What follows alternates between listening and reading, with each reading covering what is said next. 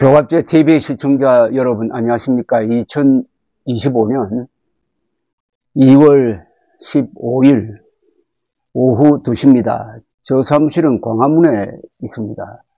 지금 창밖으로는 탄핵 반대 시위대의 함성이 들려오고 있습니다. 저런 모습을 보면서 앞으로 3월 중으로 예상되는 윤석열 대통령 탄핵 재판의 선고, 즉 결정이 있을 터인데, 그때 과연 윤석열 대통령 파면으로 나왔을 때 승복하겠느냐 하는 생각이 듭니다.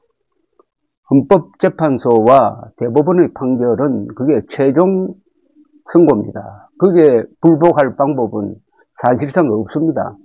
특수한 경우에 재심 신청을 할 수 있을 뿐입니다.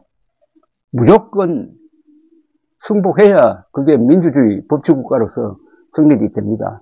그러나 지금과 같은 이런 대결 구도 하에서는 파면이 되든 기각이 되든 승복하는 사람들이 절대 다수일 것 같지는 않아요. 자칫하면은 이게 내전적 구도로 갈 수가 있습니다. 한국은 좌우 대결의 정치 구도를 기본으로 하는데 이게 프랑스형입니다. 프랑스 대혁명 이후 지금까지 계속되고 있는 프랑스의 정치가 바로 좌우 대결 구도인데 이게 이념의 대결이고 가치관의 대결이므로 상당히 타협점을 찾기가 어렵습니다. 그게 바로 지금 작금의 계엄 사태 이후의 탄핵 정국에 한국에서도 일어나고 있는 현상입니다. 그래서 제가 며칠 전에 조갑제 TV, 조갑제닷컴을 통해서 하나의 그 타협점을 한번 모색해 봤습니다.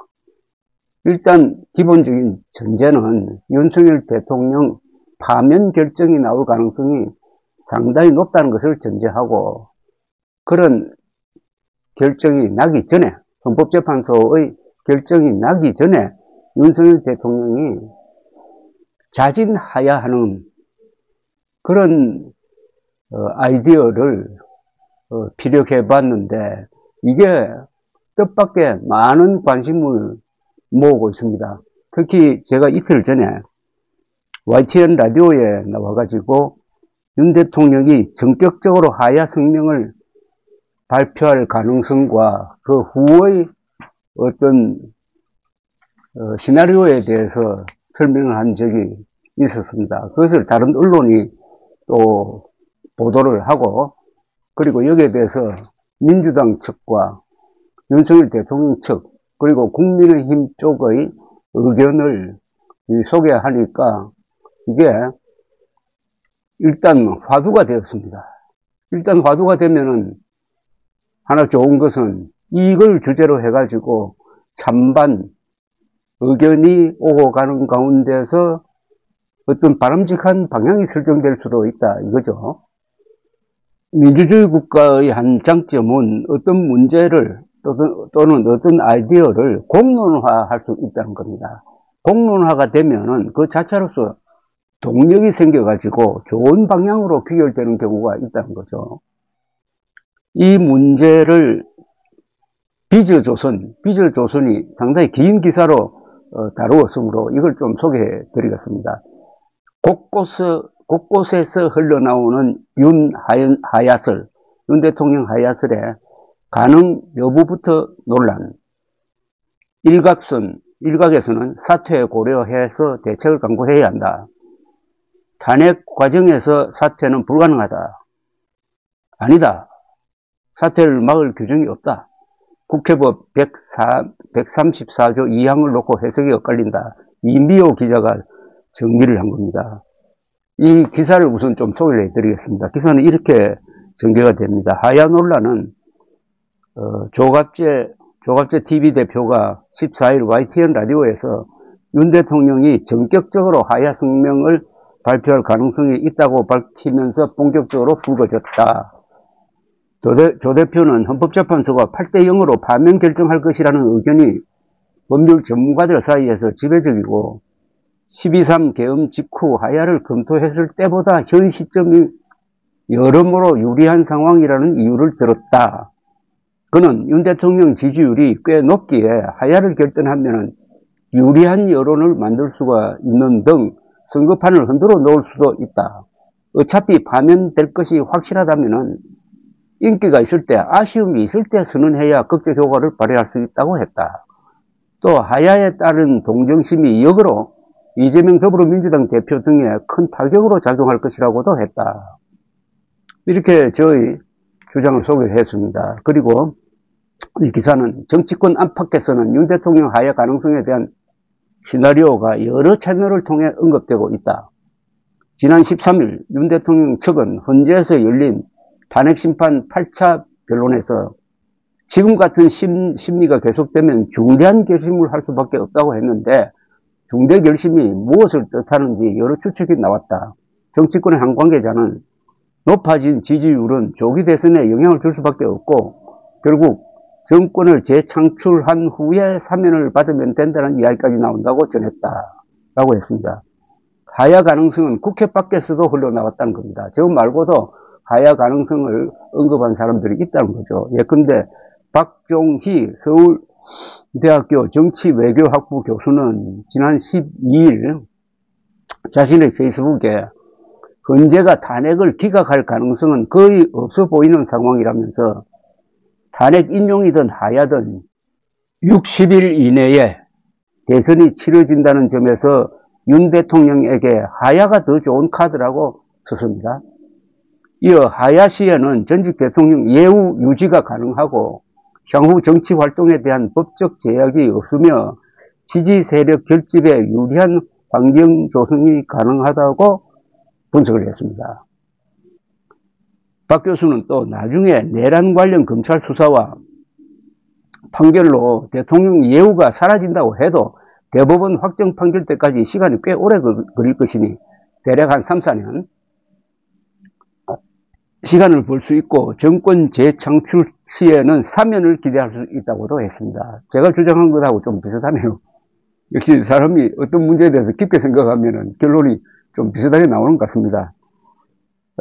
특히 박정희 교수는 헌재 발표 전에 윤 대통령이 하야를 발표하면은 헌재의 선고 전입니다. 대통령 고리로 인한 심판 대상 소멸, 하야 선언 이후 탄핵 심판의 법적 실익 논란으로 헌재가 심판 내용을 발표하지 못할 가능성이 있다고도 했습니다. 즉 헌재가 더 이상 재판을 할 필요가 없다는 이야기죠. 박 교수는 현행 법 체계에 하야와 탄핵 사이의 관계에 대한 상세한 조항이 없다면서 지금이라도 헌재와 국회는 심판 직전 하야 선언 시 어떻게 대응해야 할지 논의하고 대응책을 강구해야 한다고 주장을 했습니다. 일단 용산 대통령실 측에서는 하야 가능성에 선을 그었다고 합니다. 중도 하차하는 것 자체가 윤 대통령 스타일이 아니라는 겁니다. 하야 가능성과는 별개로 국민의힘 내부에서는 최근 조기 대선에 준비해야 한다는 목소리가 나오고 있습니다. 당에서는 암묵적으로 조기 대선에 대해 일절 항고하고 있지만 헌재에 언제까지 윤 대통령에게 변론 기회를 충분히 주어라, 공정한 심판을 해라 라고 요구만 하고 있을 수는 없는 상황이라고 했습니다. 윤석열 대통령이 하야를 빨리 결단하면은 국민의힘을 놓아주어서 조기 대선을 준비하게 된다는 이런 의미이기도 합니다. 국민의힘 한 관계자는 그렇게 돼서는 안 되겠지만 인용 가능성을 대비해 물밑에서라도 어떻게든 준비를 해야 하지 않겠나. 3월엔 헌재 결과가 나올 것으로 예상되니 공식적으로 대놓고는 못해도 준비는 해야 할 시점이 왔다고 본다고 했습니다. 국민의힘이 지금 지지율은 높아지고 있지만 아주 묘하게 이렇게 걸려있는 부분이 공개적으로 조기 대선 준비를 하면은 윤석열 지지층이 막 화를 내고 배신자라고 할 테니까 이러지도 못하고 저러지도 못한다는 겁니다. 이럴 때 헌법재판소 결정이 나오기 전에 윤석열 대통령이 과감하게 하야를 선언하면은 국민의 힘도 풀어주게 된다는 뜻이겠죠. 만약 윤 대통령이 하야를 선택한다고 해도 논란은 커질 전망이라고 비저조선은 분석을 했습니다. 법조계에서는 대통령 탄핵 심판 도중 대통령직을 내려놓을 수 있는지와 관련해가지고 법 해석이 엇갈릴 수 있다는 말이 나오고 있다고 했습니다. 현재 헌법은 이와 관련해서 명확한 규정을 두고 있지 않습니다. 다만 국회법 134조 2항 소추 의결서의 송달과 효과 항목에서 소추 의결서가 송달됐을 때는 소추된 사람의 권한 행사는 정지되며 임명권자는 소추된 사람의 사직원을 접수하거나 소추된 사람을 해임할 수 없다고 규정하고 있습니다. 즉 탄핵재판이 진행되고 있을 때는 사표 내면 안 된다는 거죠. 근데 이게 대통령에게 이게 적용되겠느냐 하는 게 논란의 핵심입니다. 왜냐하면은 임명권자는 소추된 사람의 사직원을 접수하거나 소추된 사람을 해임할 수 없다고 했는데 대통령의 경우에는 임명권자가 없거든요. 대통령을 누가 임명한 게 아니거든요. 그렇다면 이 조항이 적용되지 않는다고 하면은 윤석열 대통령이 정치적 결단으로서 사퇴를 선언했을 때 사실상 그걸 막을 수가 없고, 그러면 헌법재판소는 심리하던 걸 계속 해가지고 파면이든 기각이든 결정을 할 수 있느냐 하는 문제가 또 하나 생기는데, 논리적으로는 이미 사퇴를 선언하고 대통령직에서 물러난 사람을 가지고 또 굳이 재판을 해가지고 파면 결정을 할 필요가 있느냐? 또 기각 결정을 하면 그게 효과가 없는데, 그렇다면은 선고를 하지 않게 될 것이다. 이런 이론이 조금 더 많은 것 같습니다. 이런 문제에 대해서 좀 고리 있게 이야기할 수 있는 사람이 있습니다. 바로 이석연 전 법제처장인데, 이분은 헌법학자로도 유명하고 또 이분이 중심이 돼가지고 2004년에 노무현 정권 시절에 노무현 정권이 추진하던 신행정수도 건설로 위장한 사실상의 수도 이전을 헌법재판소로 가져가가지고 그렇게 할 수 없다. 지금 신행정수도라고 하지만은 가만히 뜯어보니까 청와대도 옮긴다, 국회도 옮긴다. 이렇게 되면은 이거는 수도 이전이다. 수도 이전은 그렇게 행정적 명령으로 낼 수가 없고 이것은 헌법 개정 사항이다 라고 판단을 함으로써 그렇게 하지 못하고 대한민국 수도로서 아직도 서울이 존재하는 겁니다. 그런 아주 역사적 재판을 주도했던 이석연 전 법제처장은 개인적으로 탄핵이 인용될 가능성을 확신하고 있지만은 법적으로만 보자면은 현행 법상 해석은 갈릴 것으로 보인다. 탄핵 심판 과정에서 사퇴하겠다고 할 경우 막을 수 있는 규정이 없다. 윤 대통령이 직을 내려놓으면은 탄핵 심판 절차는 종료된다. 탄핵 심판은 그 대상이 소멸됐기 때문에 종결된다고 봐야 한다라고 했습니다. 다만 이 전 처장은 탄핵 심판으로 인한 불이익을 피하기 위해 사퇴를 면피용으로 이용한다면 정치적으로 논란은 있을 수 있다라고 했습니다.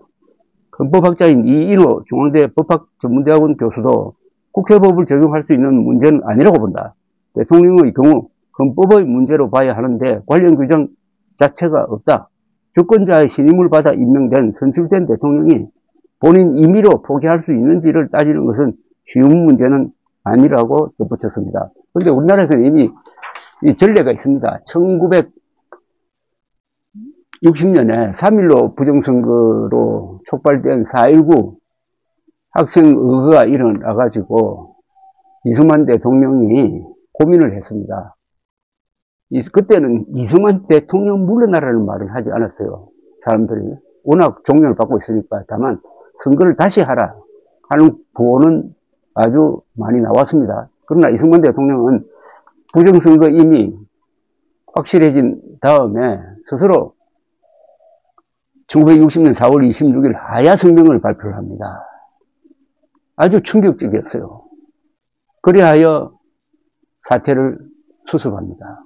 또 한 번 더 한국 대통령이 하야한 적이 있습니다. 1980년 8월입니다. 신군부가 사실상 실권을 잡았을 때입니다. 그때 최규하 대통령이 하야를 합니다. 하야. 그리고 미국에도 있습니다. 1974년 닉슨 대통령이 워터게이트 사건으로 탄핵 소추 위기에 몰리자 하야를 합니다.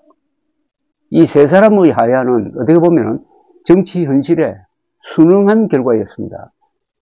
이승만 대통령이 그때 하야를 하지 않았으면 군부가 쿠데타를 일으켜서 이승만 대통령을 감금하고 피를 흘렸을지도 모릅니다.